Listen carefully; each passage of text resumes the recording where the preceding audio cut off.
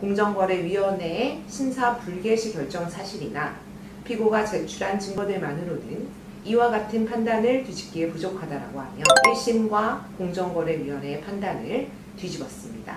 안녕하세요. 법무법인 숲의 송윤 변호사 가맹거래사입니다. 오늘 다뤄볼 사건은 땡땡 택배라는 대기업을 상대로 한 분의 가맹 점주님을 대리해서 1심을 뒤집고 가맹사업임을 인정받아서 손해배상이 인정되었던 수행사건에 대한 이야기입니다. 피고 본사는 어떤 곳인가요? 피고 본사가 운영하는 물류터미널은 전국 10개로 그중 5개의 터미널은 서울 경인 지역에 위치하고 있고요. 영업소는 1200개에 달하는 대형 택배회사입니다. 그렇다면 점주님은 왜 소송을 제기한 건가요? 원고 점주님은 피고 택배 본사로부터 물량을 배정받아 배송하는 업무만을 수행해야 합니다. 헌데 그중 연계 차량 업무를 수행하지 않았다는 이유로 즉시 해지를 당하셨고요.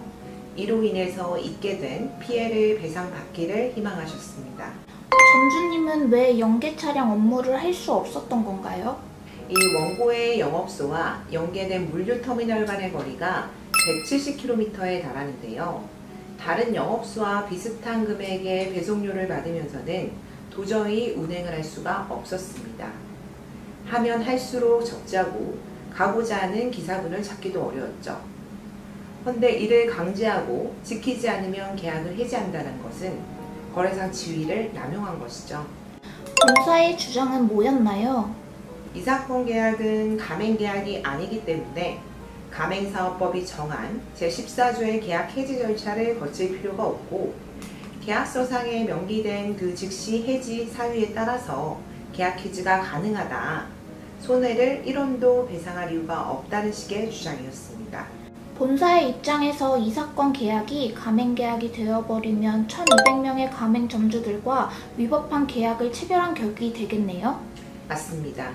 그래서인지 피고는 대형 로펌을 선임해서 매우 적극적으로 방어를 했습니다. 실제 저희가 수행하지는 않았지만 1심에서는 피고 본사가 전부 승소를 했고요. 공정거래위원회로부터도 가맹사업에 해당하지 않는다는 결정까지 받아둔 상태였습니다. 항소심에서 1심을 뒤집고 공정거래위원회의 판단을 뒤집는 것은 정말로 어려웠을 것 같은데요? 네, 정말 쉽지 않았습니다. 의뢰인분께서 공정거래 전문 변호사를 찾아서 많이 상담도 받아보셨고요. 알아보시고 오셨던 것 같습니다.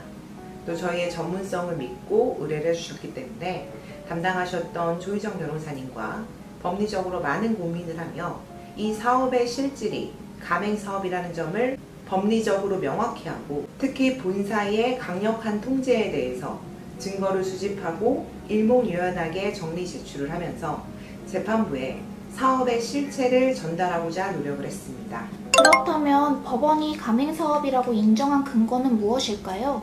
가맹사업의 5가지 요건을 모두 충족했기 때문입니다. 그리고 저희가 주장한 본사의 강력한 통제에 대해서도 다음과 같이 설시하시면서 사실 인정을 해주셨습니다.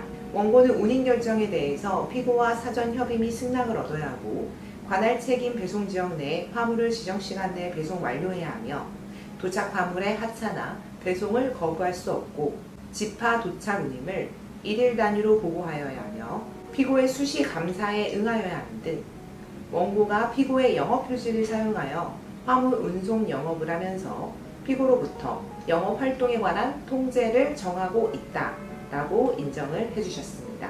이어 법원은 이 사건 계약은 가맹사업법 제2조 제1호에서 규정한 가맹사업에 관한 가맹계약에 해당한다고 봄이 타당하다. 공정거래위원회의 심사 불개시 결정 사실이나 피고가 제출한 증거들만으로는 이와 같은 판단을 뒤집기에 부족하다라고 하며 1심과 공정거래위원회의 판단을 뒤집었습니다. 그러면 계약 해지가 위법하다는 판단도 하신 거죠?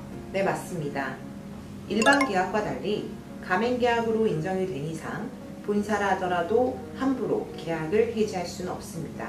반드시 2회 이상 서면으로 2개월 이상의 유예기간을 주면서 시정을 요구했음에도 불구하고 시정이 되지 않았을 때 비로소 해지가 가능합니다.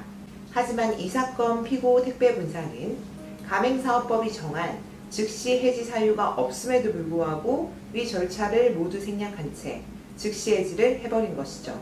당연히 위법했고요.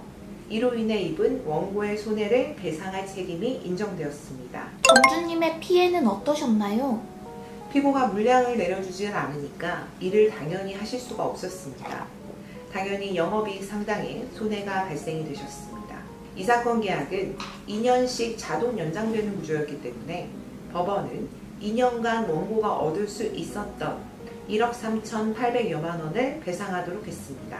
이번 판결은 의뢰인 한 분에게만 영향이 있는 것이 아니라 사실상 같은 영업표지를 쓰고 있는 전체 1,200여 곳의 가맹 점주님들에게도 긍정적인 영향을 주게 되어 뜻깊었던 사건입니다. 실질이 가맹사업임에도 가맹계약서의 형태로 작성되지 않은 채 무려 1,200여 명의 영업소와 계약을 체결하고 계약 해지 등 부당한 행위를 자행한 피고 택배 본사의 위법성을 인정받은 것이기도 합니다.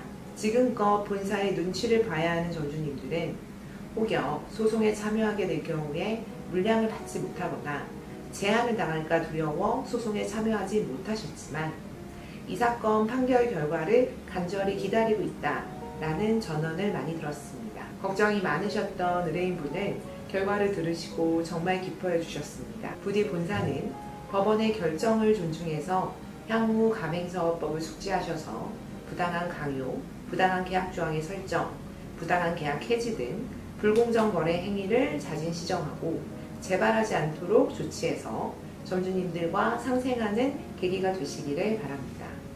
감사합니다.